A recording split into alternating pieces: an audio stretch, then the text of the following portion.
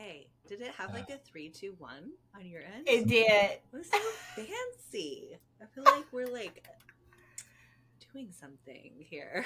We're doing Maybe, it. Here we are. Hello, world. Hello. These are my dear friends, Noah and Rachel. And we're extending a conversation that we started a few weeks ago around all sorts of things. But what really caught my attention was Rachel brought up this idea of the dark feminine. And I was like, I would very much like to hear more about this. And then Noah had some really beautiful additions to that conversation. And I just asked you both if we could continue it more. So here we are. So excited. And I have a feeling that even we chatted for a bit. So we have like 45 minutes, 50 minutes more. I have a feeling we're going to want to talk even more than that, but let's just get back into it and see what happens. Yes, and I yes. purposefully told you both, like, no preparation, like, let's just see what happens. Just vibes. Rachel, can you even remember, like, how it was? How we got there? Yeah. Absolutely. I think you were talking about your birth experience. Oh. Yes, I think that is ultimately how we got there, because I specifically remember making that connection. Like, this feels very raw and primal. Chaos, I feel like. Yeah, chaos. And then we got to talking about just how the world and society does not like chaos. We don't we don't deal with chaos in great ways a lot of times. So that's what kickstarted everything with that. And do you know where you first connected with the idea of dark feminine or came across it?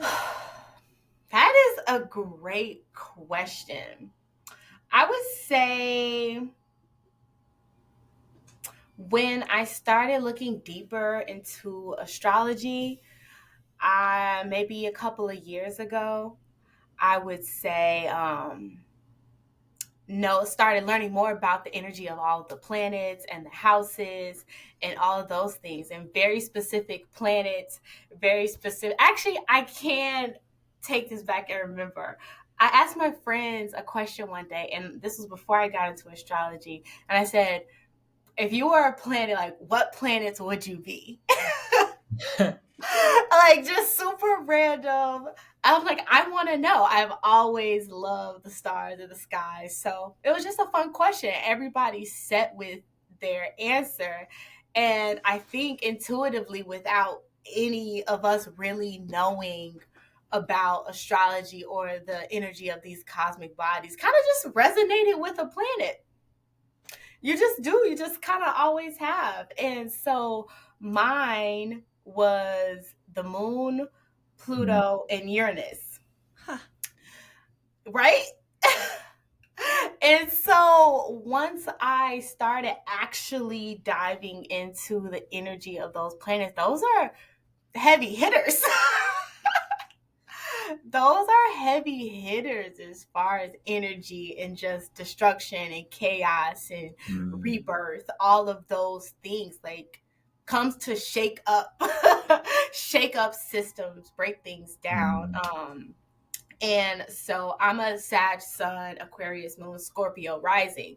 So then when I realized, Pluto and Scorpio kind of go together, and then that Aquarius energy and Uranus go together. So I was like, okay, like this, I've always loved Jupiter too. So I was like, this all makes sense. The signs and the planets definitely correlate. And so I started getting into more like, why am I so attracted to that? What about that sounds fun for me? Just shaking it up. And so that's kind of how I got into learning more about dark feminine energy, and also how it ties into the moon. That represents, like a new moon cycle. Everything is dark.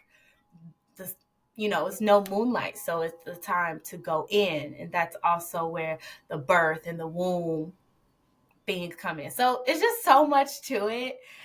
A lot of people misunderstand it, and I've just found myself connecting with the planets, and that's how I kind of got into just loving all the things. Yeah. Thank you so much.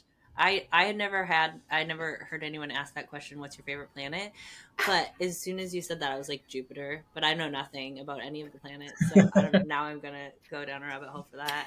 I'm excited. Yes, so much fun. So much fun. Jupiter is very expansive, like abundant, Okay. fun planet. So Okay. I see that. I see that. Very So cool. yeah. Okay. So chaos, birth, like I feel like something that has definitely been on my mind this past year in particular is like I see violence around me. I just see that as a part of whatever this is. Mhm. And I see destruction and I see pain, and I can't really make sense of like everything's supposed to be like happy, healthy, like Mhm. sparkly all of the time. Like I'm having trouble putting that together in my mind with what I just like see and experience. And I feel like it's gotta be that the darkness and the violence and the pain and all of that is integral. Mm. And I want to find a place for that that feels like not like I'm saying like it's good, Mm-hmm. but not like I'm denying it or like brushing it away either, or getting too much in the range of like, and I know Noah and Mhm. I have had conversations about this, like in the like just like manifest everything and like just like be happy, joy, and like Mm. perfection all of the time. And it's like your fucking fault if your life has any pain or loss or violence or Right. fear in Right. it. Mm. Yeah.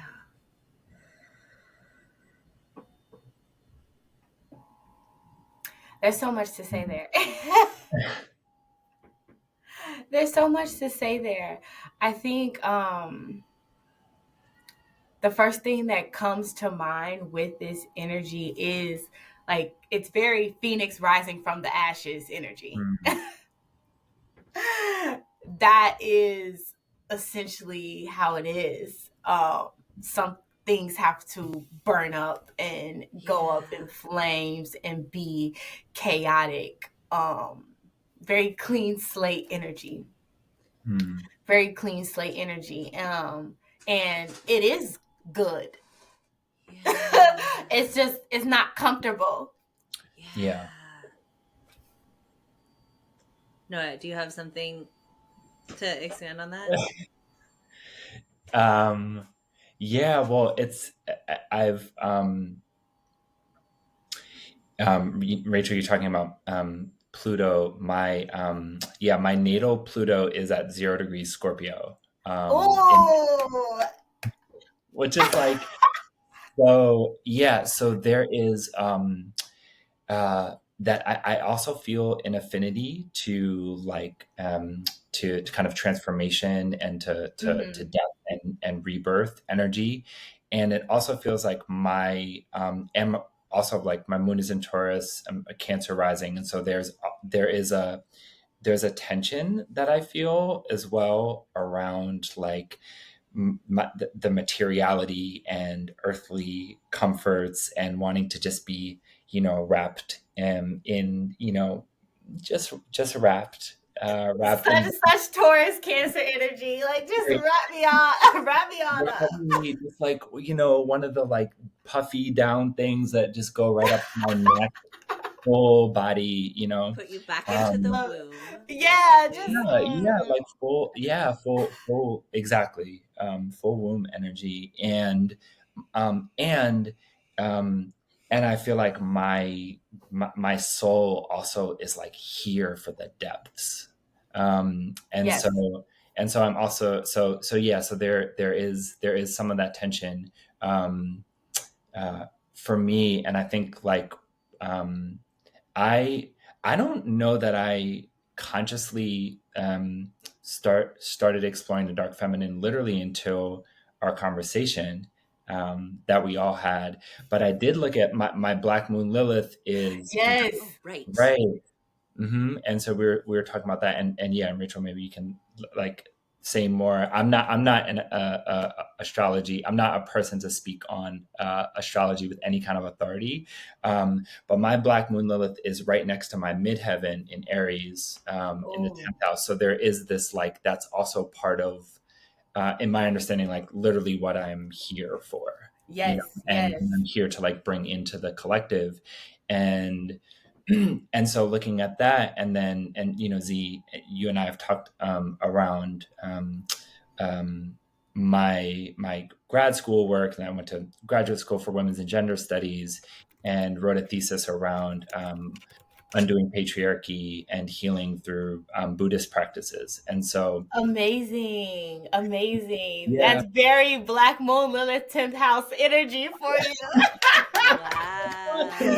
That's right. exactly like you completely embodied that without even just knowing it. Hmm. That's so Oh, cool. that's cool. Okay. Yeah, 10th house is very career Mhm. focused, Yeah. like your life's work through your career and public facing things like that. So Mhm. that's so funny you said that. Very on brand. Yeah. Okay. Okay. I'm glad. It's nice. It's like okay. I'm on it. I'm aligned in this way. Yes, yes, yes, yes, yes, yes. Okay. We can give you a check mark on that box. Like, okay, cool, on the Right. way. Still haven't healed that seeking validation outside of myself programming. Yes. So anyway, um, yeah. And so I was like in that conversation, and I think this was also part of the conversation that we were having. That part of what I wrote about in my grad school work and my thesis was the kind of masculine as represented by form, and the kind of quote like feminine being represented as more like the formless, and Mm-hmm. and Mm-hmm. and the deprioritization, like deep deprioritization because of patriarchy and colonization, white supremacy, and so on, of the not knowing, of the Mm, womb space, of the formless, of the shadow, right? Yeah. That like the dark feminine, also like that representation of the shadow, um, Mm-hmm. and yeah, and so it, being in like currently being in like really deep transitional not knowing space and getting very very um attuned to that. I don't want to say comfortable, but there is a Yeah. yeah.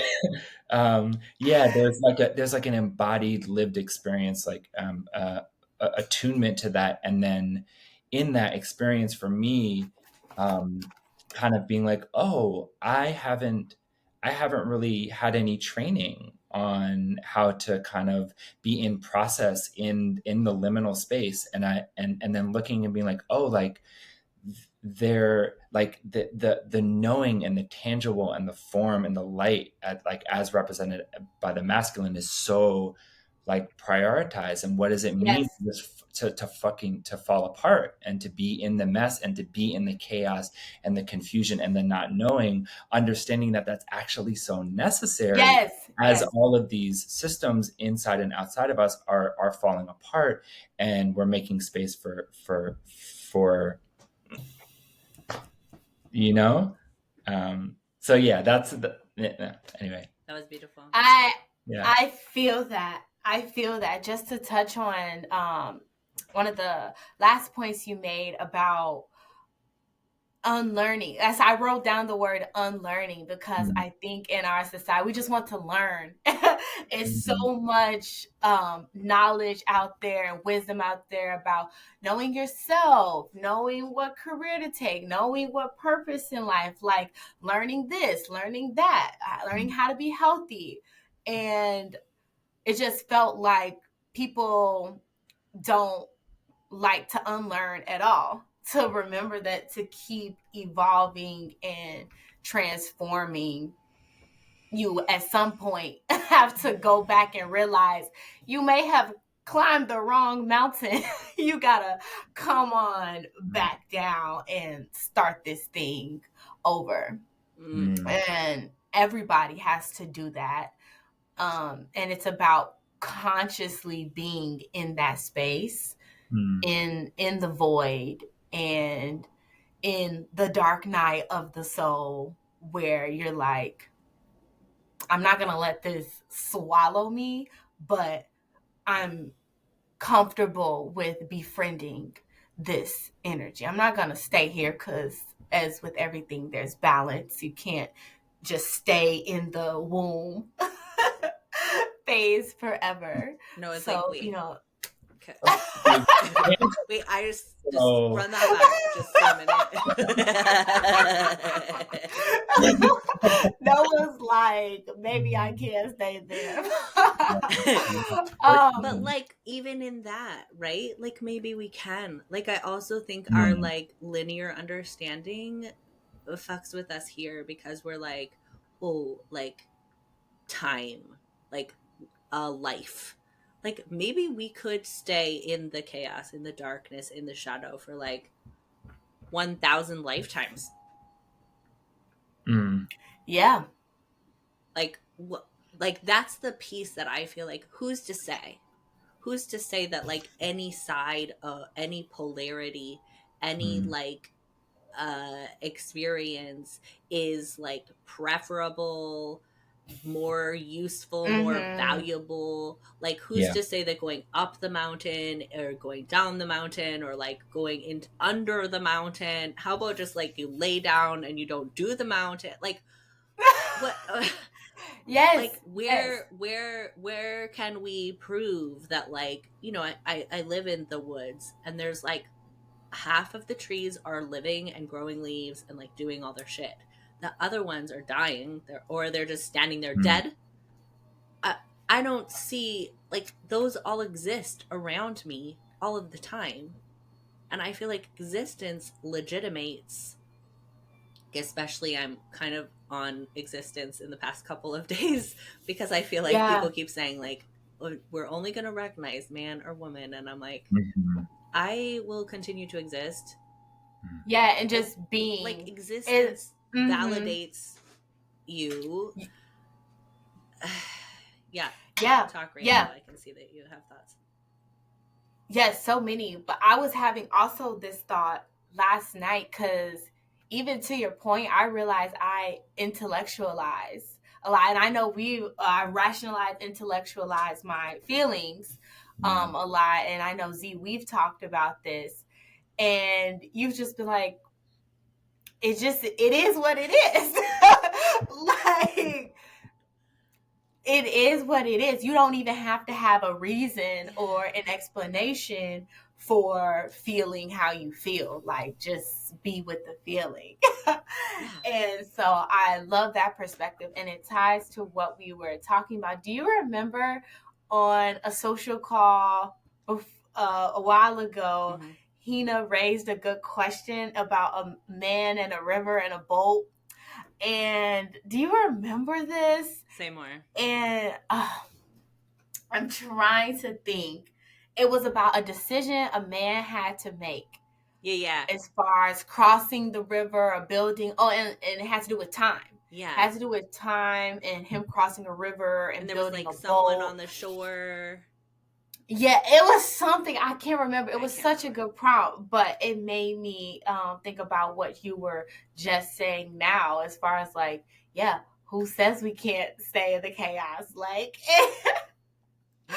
yeah, because nothing is favorable or preferable, but that is exactly what society has conditioned us to believe, is that the light is more favorable, more angelic, more all the things. And that is masculine energy in itself. You know, like if you look at yin and yang, like that is masculine and feminine energy. It's more like it's the darker, it's the more reserved. Is it's the yin and the yang inward. is the one that's the feminine one? Is that the black the one? darker? Oh my Yep. gosh. Yep. Black is the color. Black in itself represents feminine wisdom, intuitiveness, psychic abilities, underworld. Also goes into that Scorpio energy, Pluto energy. Like it is, the feminine is the underworld, but it has been labeled as bad. Yes. In comparison to what the light is, but which also has its own, it's about drive and will and, moving things forward and being external, being out there, creation in a different type of way. Then it's full moon energy, one complete darkness, you're into yourself. Full moon energy, masculine energy, it's bringing light to what hasn't. So when was the shift from like underworld being like this spiritual, like helpful thing, like go into the underworld, like in like mythology and like those kind of things, and then like I feel like, was there a shift to like, oh, now there's like hell and it's like bad and like don't go there, so like make sure you don't interact with any of the darkness so that you can just like spend all of your time in the heaven like lightness? Is that like a Christian like patriarchy situation? Yes, it is. And I'm not every it answer is. to every like in fact it is. In fact it is. So I'm not no, like exactly right. I'm not too well versed on the history behind, because Lilith it's an energy, it's archetype, it's a goddess, it just is. But specifically in astrology, it is a calculated point. It's not a planet or asteroid. It's a calculated point. It's when the moon's orbit is farthest from the Earth. So that is your black moon Lilith calculation in astrology. But the mythology behind it is different, because Lilith, in that sense, has been said, like I said, I'm not too well versed on this, but Adam's first wife, who was created, both of them directly from source. However, this is the story. This is how the story goes. This is how the story goes, that Lilith and Adam were together first, and Adam wanted to assert his dominance, and Lilith wasn't having it, and it was a whole blowout, a whole thing in the garden, and Lilith, instead of submitting, like fled and left and dipped and refused. So everything after that, and then that's when Eve came in and was directly from Adam's rib. So there's talk about, like, you can go look it up. This is the story. Like, this is Adam's first wife, who at that point became a symbol of, everything dark became demonic, if you will. But then you have to inherently remember that the darkness is associated with femininity. And so through time and history, they've just been closer and closer correlated. It's dark, it's not good, it's rebellious, it's raw, it's primal, it's disobedient. All of the things that tie into mystic abilities, psychic abilities, all of that has been demonized, weaponized, everything you can name it. So as far as a point in history, for like control, right? Like in like a colonizer, like kind of like, I see your power and I want to like remove access to your power so that I can disempower you. Yes. So here's the question. Mm. What do we think about this like manifestation-y, like you're a problem if things are not going well in your life spiritual thing? Is that like a new version of like in like a shiny outfit of like disempowering the like creative darkness? Like, I mean, Yes. Mm. could that be like another overlay of like if we're only saying that we can use our magic to create health and wealth and happiness? Mm.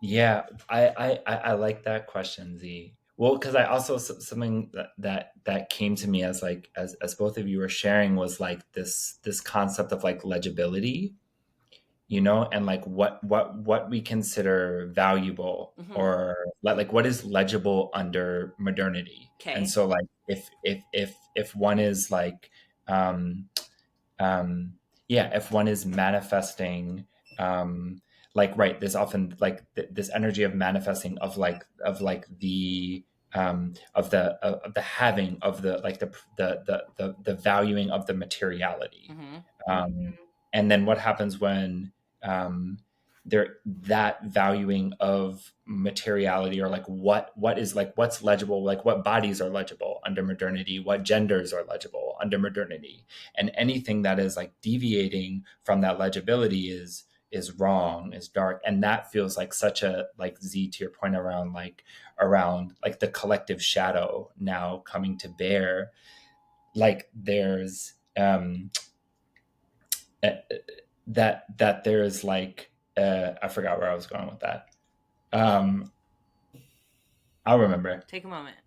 We got um yeah, that there is like there are that kind of like really that like devaluing Mm-hmm. of what isn't, of like of the non of it's the unintegrated kind of ness, is right. It's like this is like folks talking about shadow work now, right? I mean, Yes. been for a while, but it's like doing this, like the shadow work is that kind of that integration work. And I feel like in the bypassing of that shadow, like we bypass like the collective shadow of of whiteness, of patriarchy, and so on and so forth. Yeah, And the feminine womb. right, and then this is what we get, perhaps. And so like the rise of like that shadow kind of like coming to bear in a particular way feels like, oh, this is actually like what, like this is going, Yes. as painful as this is, it's bringing us into integration. Like there's a sense of like wholeness that is coming from this. Because if we're continuing to manifest without to go out to manifestation without kind of like integrating the shadow, then like, Right. I don't know, like, what are we manifesting? Yeah, exactly. Yeah. No, Noah, you're spot on. You're spot on, because what just happened, like astrologically, is Pluto transition into Aquarius. Mm. And this just happened like November 19th. So this is like hot off the press energy. So remember how I said Pluto is the ruling planet of Scorpio. So naturally, Pluto is dark feminine, death, rebirth, Mm. transformation, evolution, Phoenix rising from the ashes energy. That's Pluto.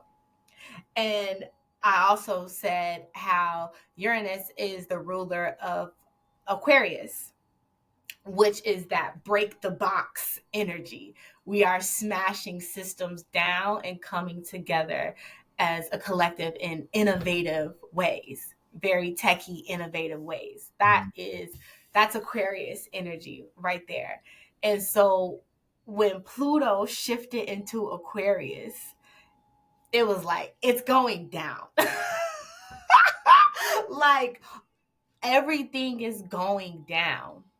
And the astrologers are like, yes, it's like almost like let it burn, let Mm. it burn. And I think that's what we are witnessing, that's what we are experiencing. In fact, things are burning literally physically But fire is purification element also, which the same with the dark feminine energy can be directly correlated with fire also.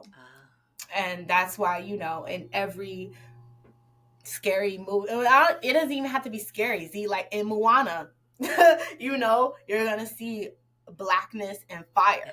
Yeah. Wow. And it's like, ooh, scary. So it's just conditioning like that to society at large is really like, it's so bad, it's so scary, but we're here, and it's nothing that is stopping this energy from continuing to show us the importance of integration. And like I said, ultimately it is good. It's uncomfortable, but it is bringing us more into wholeness, because we have not ever seen aside we have not experienced times not in the patriarchy, like for real where the matriarchy was like, we haven't experienced it. So things have to get changed, and that's where we are. So I'm thinking about. Sorry, Sorry, go ahead, Z. Do it. Yeah, I've just, as you're speaking, Rachel, I'm thinking about one of my teachers, Josen Tamari Gibson, would reminds me of this.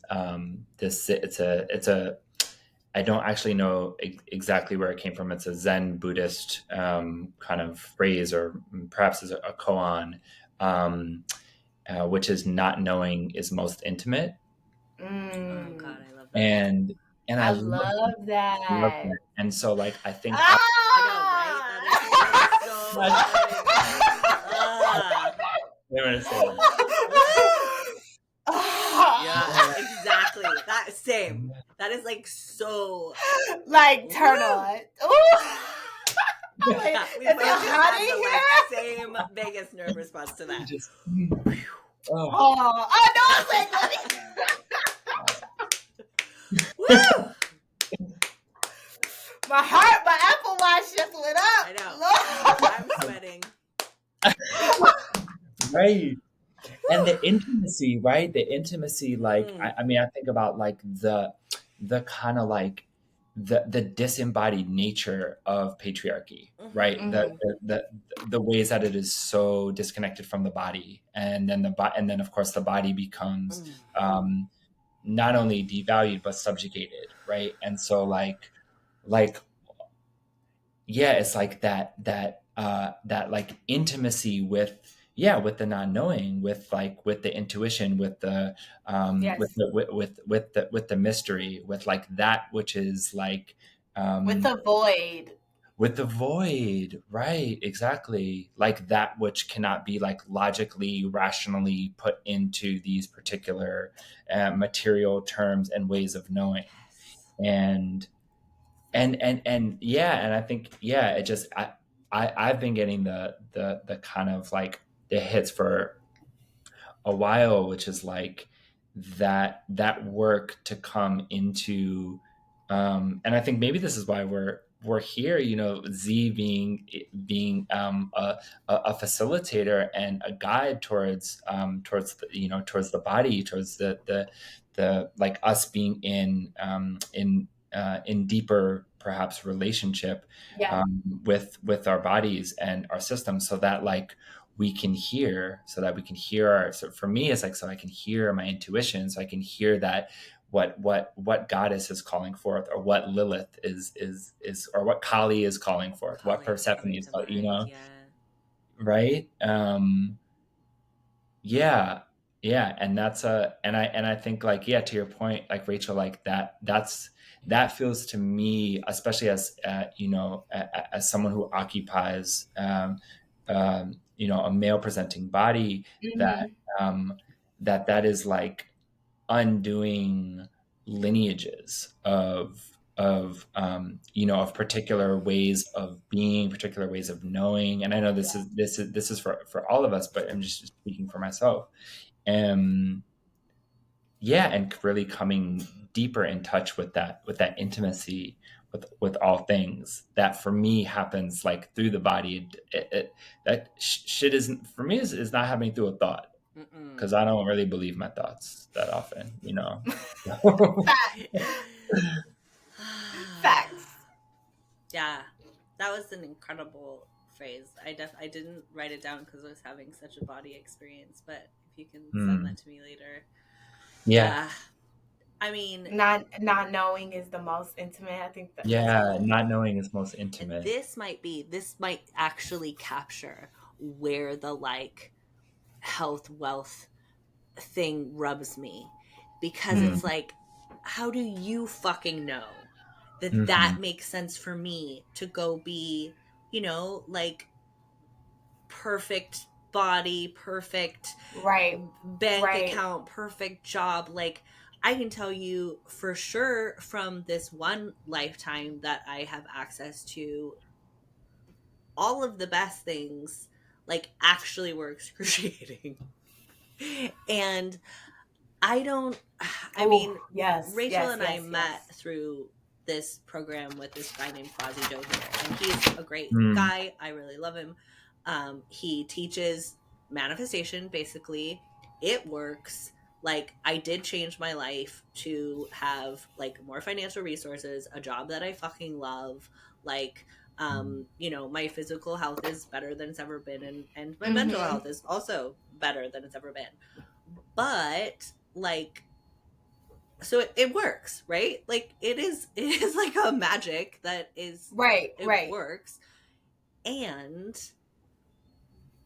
there are a ton of other times in my life where it wouldn't have, and a ton of other people that are in that same program with me and it didn't. So what do we say Mm. about that? And like, Right. now that I'm experiencing this thing, why is this experience more valuable Yes. than the experience when I was Mm. like in a psych hospital and everybody was like, fuck you, and left? Like, nobody did that actually, but that was my story for a long time. Come to Mm. Yeah. realize that I actually told them to leave. But that was my story, was that, like, but again, like, why is any of it of more value? And if you know something, that's always a ping for me. Like, I think if you're telling me you know how to do something and it's absolute, then I don't feel comfortable here. Mm. Right. Right. Right? Mhm. Right.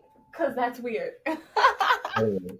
And I think I know like we're in the language of astrology and in human design here as well. But like, yeah, I have my ajna and my head center are undefined in human design, and so I think that there's a in like through my experiment, through my understanding, like there's a gift in that of like, yes, it's like very susceptible to conditioning, but there is a sense of like I can kind of like try something on. I can try on a perspective and be like, okay, like does that resonate? Okay, and then Yeah. kind of move it there.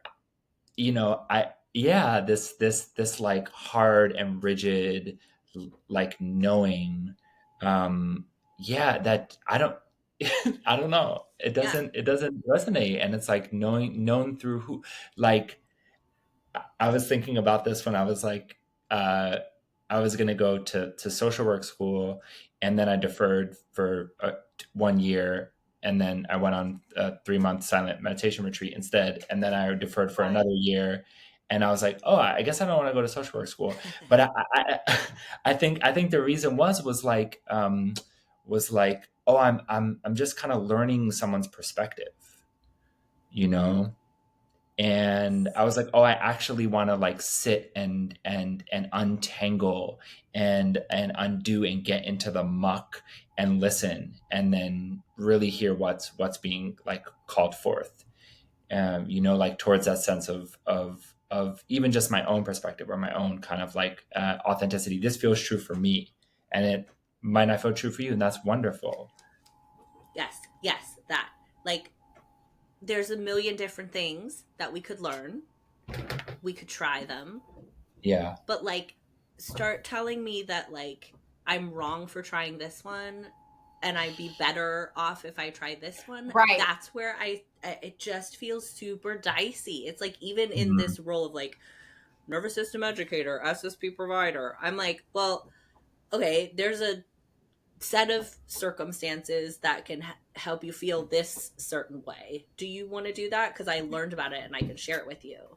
But I'm not telling you that's going to be better for you, or that you should, or that you're healthier if you do that. Like, if you come to me and you're like, actually, I would like to get addicted to cocaine and just like, lay on the side of the road, I'd be like, great. I don't know how to do that because I haven't done that before, but I know there's people who do, so let's find that for you, And if you want to do manifestation, like Quasi can teach you, great. Have that experience. Yeah. You want to do like,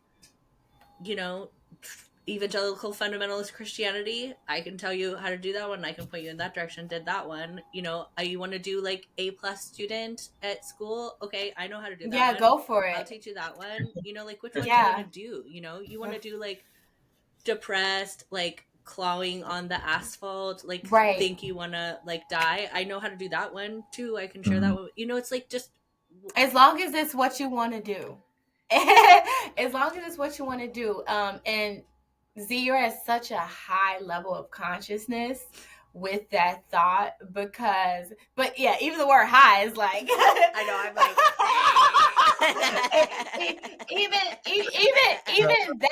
even that, and I can recognize, it's like you have neutralized all feelings, in the sense that a hierarchy doesn't exist across any decisions. And I just love that perspective. And I feel like we're moving to that, hopefully, someday.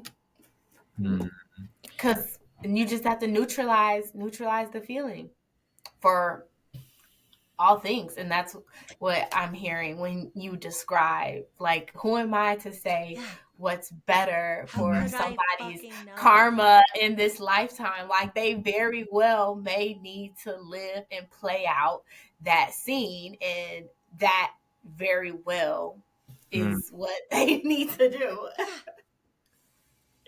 And also, have y'all read Existential Kink? Yes. Yes. Okay, 5-minute warning, friends.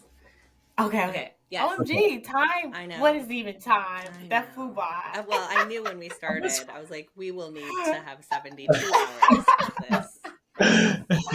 Oh, it's so quick. Yeah. Well, maybe we'll start a little something here. I like this conversation. Me too. Yeah, it feels like there's so many different directions. So many different layers. Like threads. Yeah. Yeah, I not even to get into the whole thing, but like even taking it a step further of like, this is actually deeply sensual. Like, I actually fucking love this. Like, this experience that I'm having that is like a bad experience, like my subconscious or my soul actually gets off on this. Right. And how can I actually, and like that, how can I actually like really like tap into the deep eros and the deep sensuality in this experience that like I am labeling bad. Yeah, exactly. That I fucking actually want to be in my parents' bedroom right now. In I feel this. I feel this storage. There's a part of me that does. And how can I, instead of, and I think this is the like, right, the like when we like push the aversion to the shadow can just be really dangerous. And and so the like, actually, there's a part of me that like is just getting off on this, and can it be playful, and can it be sensual? Yeah. Can I enjoy it? Because it's literally a kink. Like, I actually love it here. I love it. And leaving space for those people who are like, no, I'm miserable and I want vanilla sex. Leaving space for the people that are like, yeah, okay, I get a kink out of it. I love it. I want to do this. And then like the other person who's like, no, actually, I don't want to do that. And I think it just comes back to like, Yeah. Could we ever allow people to just like do different things, be different like than each other? Like, a dream. you know, that would be an absolute dream. Like, let people do them. And then maybe even the next level of that, or level again, it's so hard to speak without hierarchy. It's so hard, especially when you realize how much of that language we use. It's so deeply embedded. Yes, it's so deeply embedded into our collective consciousness. It's just like, oh my gosh, but like that takes so much. Is it possible for me to be like, yes, House of Yes, to folks who want to tell me you're wrong, folks who want to tell me you don't exist, folks who want to tell me, you know, I just had a conversation with Quasi. He was like, I'm gonna make you a millionaire, right? And I'm like, okay, sure. Like, yes to everything. Yes to the people who are like, you're bad, you're dangerous. And yes to the people who are like, oh, you're crazy. Yes to the people who are like, you know, please stop, you're doing damage. Like, let them have that perspective. Yes to wars. Yes to violence. Yes to patriarchy even, and, you know, all forms of hierarchy, and be like, all right, I guess this is also here. That's where I want to go to. I love that. I love that. That is just the full circle moment. That was such a full circle moment, because I agree. And it reminds me, we don't have to defend ourselves for anything. Like I said, if somebody wants to think I'm doing the most terrible thing, like, okay, I don't have to prove that. I don't have to defend that. I don't have to rationalize or intellectualize. Just like, okay. It sounds like a great space to be in. House of Yes. Whatever you say, yes. I feel like we need a part 2. Okay, maybe there's. I don't even want to. It's so much. It's so much. I think this is. Yeah, let's see where this continues, because I really appreciate you both so much, and thank you for having this conversation with me, being open to it. I know this is like a little stretch for both of you to open yourself up to like be in the public sphere in this way, so I'm grateful. And I had so much fun though. Yeah, this is helping my Chiron and Gemini. So Noah, I am Lilith in the first house in Scorpio at 29 degrees. So I want you to do my full astrology. Oh, for sure. Okay. We can tell you that I'm still learning. I have a couple of like whiz, like you just and ChatGPT though. People. Like you're good to go. I got that on lock. We're gonna have to do another one of that, because I have ChatGPT on lock. Yeah. So we can just dive into all of the stuff, but it's written in the stars. A lot of things are written in the stars, and if you just have a natural inclination to subjects of this matter, say yes to it. I love you. Say yes to it. Okay, I'm gonna end the recording, and then I will say goodbye to you. See, thank you so much.